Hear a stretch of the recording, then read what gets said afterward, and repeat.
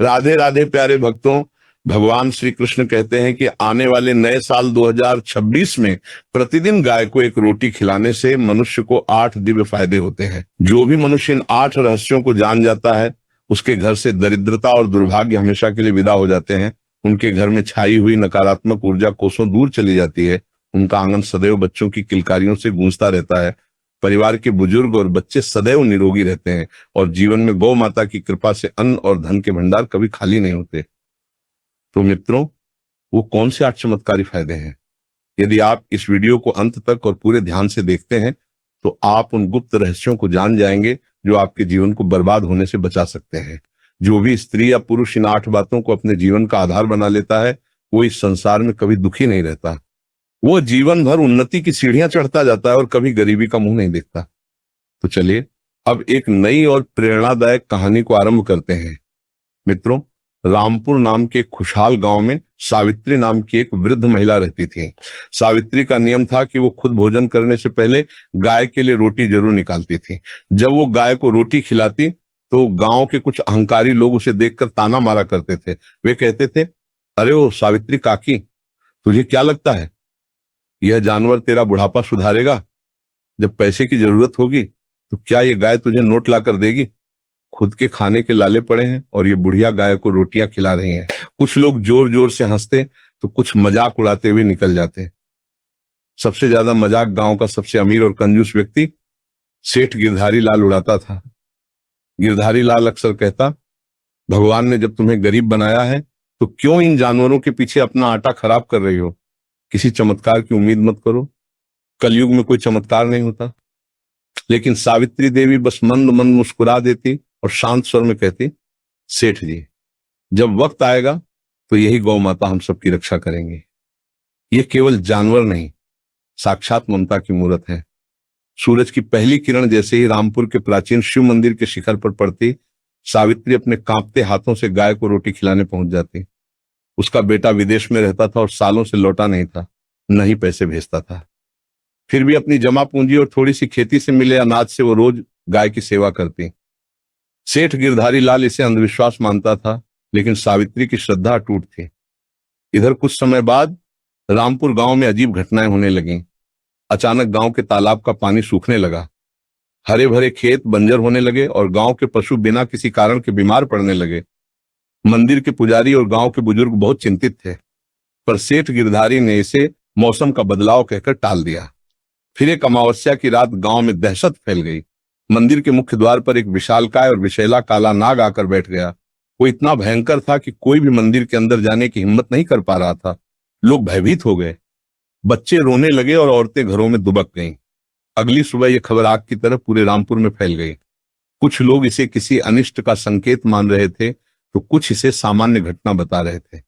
मगर सेठ गिरधारी लाल गुस्से में चिल्लाया, ये सब ढकोसला है, लाठी लाओ, मैं अभी सांप को मार भगाता हूं।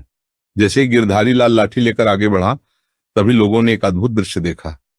वही गाय जिसे सावित्री रोज पहली रोटी खिलाती थी, धीरे धीरे उस भयानक सांप के पास जा पहुंची।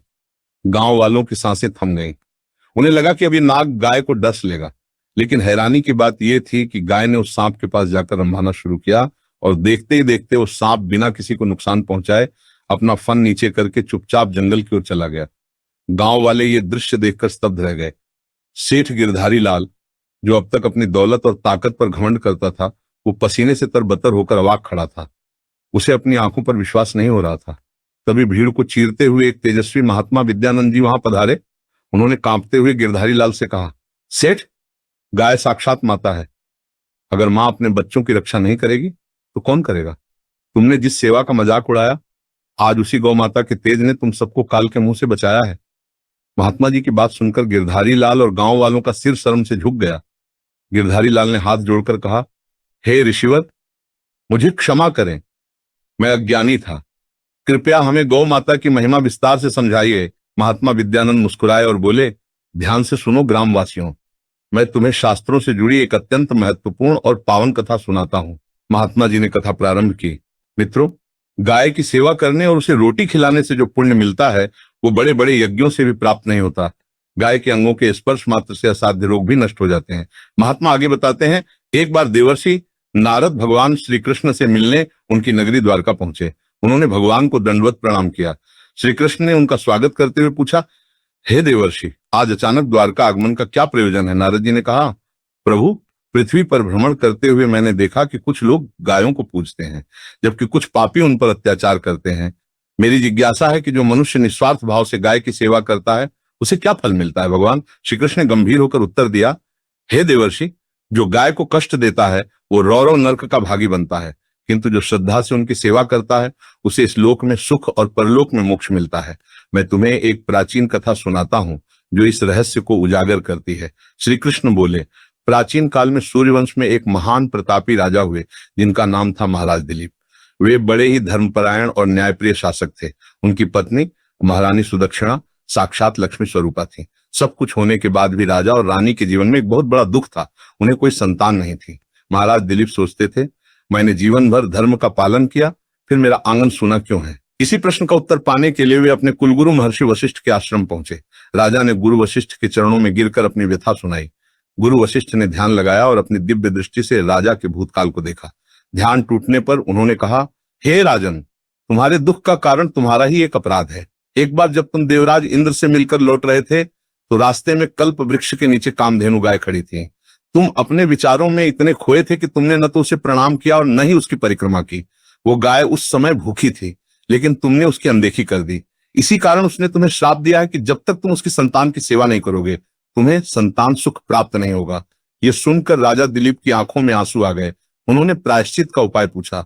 गुरु वशिष्ठ ने कहा, राजन, मेरी गौशाला में कामधेनु की पुत्री नंदिनी गाय है। तुम और तुम्हारी पत्नी सुदक्षिणा दोनों मिलकर उस नंदिनी गाय की सेवा करो, वो अवश्य तुम्हारा कल्याण करेगी। राजा दिलीप ने राजपाट त्याग दिया और पत्नी सहित वन में नंदिनी गाय की सेवा करने लगे। सुबह होते ही महारानी गाय की पूजा करती और राजा दिलीप उसे चराने वन में ले जाते। जहां जहां गाय जाती, राजा साये की तरह उसके पीछे चलते। जब वो बैठती तो राजा भी रुक जाते। जब वो पानी पीती तभी राजा जल ग्रहण करते। राजा उस गाय के शरीर से मक्खियां उड़ाते और उसे कोमल घास खिलाते। इस प्रकार कठोर तपस्या और सेवा करते हुए 20 दिन बीत गए। 21वें दिन नंदिनी गाय ने राजा की परीक्षा लेने की सोची। वो चरते चरते हिमालय की एक गुफा के पास चली गई। वहां अचानक एक विशालकाय शेर प्रकट हुआ और उसने नंदिनी गाय को दबोच लिया। गाय की चीख सुनकर राजा दिलीप दौड़े। उन्होंने शेर को मारने के लिए अपना धनुष उठाया और बाण चढ़ाया, लेकिन ये क्या, राजा के हाथ वहीं जम गए। वे चाहकर भी बाण नहीं छोड़ पा रहे थे। तभी वो शेर मनुष्य की भाषा में बोला, हे राजन, व्यर्थ प्रयास मत करो। मैं भगवान शिव का सेवक हूं और ये गाय आज मेरा भोजन है। तुम इसे छोड़कर अपनी जान बचाओ और लौट जाओ। राजा दिलीप ने हाथ जोड़कर शेर से विनती की, हे मृगराज, ये गाय मेरे गुरु की धरोहर है। इसका बछड़ा आश्रम में इसकी राह देख रहा है। आप इसे छोड़ दें। अपनी भूख मिटाने के लिए आप मेरे शरीर का भक्षण कर लें। मैं स्वयं को आपको समर्पित करता हूं।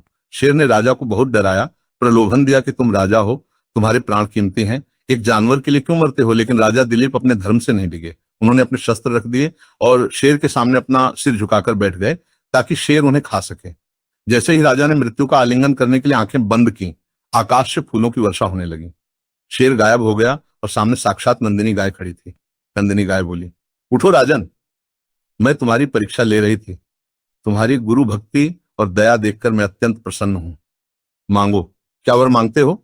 राजा दिलीप ने गदगद होकर कहा, माता, यदि आप प्रसन्न हैं तो मुझे कुल को आगे बढ़ाने वाला पुत्र प्रदान करें। नंदिनी ने कहा, तथास्तु। राजन, तुम मेरे दूध का पान करो, तुम्हें अत्यंत तेजस्वी पुत्र प्राप्त होगा। राजा दिलीप गाय को लेकर आश्रम लौटे। गुरु वशिष्ठ के आशीर्वाद और गौ माता की कृपा से उन्हें रघु जैसा महान पुत्र प्राप्त हुआ, जिनके नाम से आगे चलकर रघुकुल प्रसिद्ध हुआ, जिसमें स्वयं भगवान राम ने अवतार लिया। कथा समाप्त करके महात्मा विद्यानंद जी ने गांव वालों की ओर देखा और कहा, देखा आपने, एक राजा होकर भी दिलीप ने गाय की सेवा की तो उनका सूना वंश खिल उठा। तुम तो साधारण मनुष्य हो। सेठ गिरधारी लाल की आंखों से पश्चाताप के आंसू बह निकले।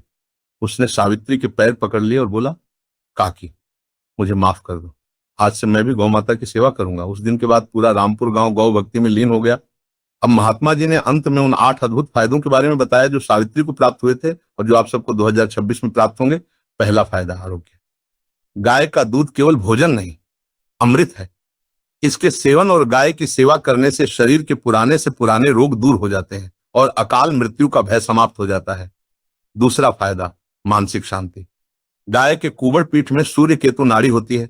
उस पर रोज हाथ फेरने से मनुष्य का तनाव, डिप्रेशन और मानसिक रोग खत्म हो जाते हैं। तीसरा फायदा पापों का नाश। शास्त्रों में लिखा है कि गौदान और गौग्रास रोटी देने से मनुष्य के जाने अनजाने में किए गए पाप जलकर भस्म हो जाते हैं। यह वैतरणी पार लगाने का सबसे सरल उपाय है। चौथा फायदा सौभाग्य की प्राप्ति। जिस घर की महिलाएं पहली रोटी गाय को खिलाती हैं, उस घर में कभी क्लेश नहीं होता। वहां पति पत्नी के बीच प्रेम बना रहता है और अखंड सौभाग्य की प्राप्ति होती है। पांचवा फायदा धन वैभव। गौ माता में 33 कोटि देवी देवताओं का वास है। उन्हें भोजन कराने का अर्थ है 33 करोड़ देवताओं को भोग लगाना। ऐसे घर में लक्ष्मी स्वयं निवास करती हैं। दरिद्रता वहां टिक ही नहीं सकती। छठा फायदा ग्रह दोष निवारण। यदि आपकी कुंडली में कोई ग्रह दोष है, राहु केतु परेशान कर रहे हैं, तो काली गाय की सेवा करने से नवग्रह शांत हो जाते हैं। सातवां फायदा मनोकामना पूर्ति।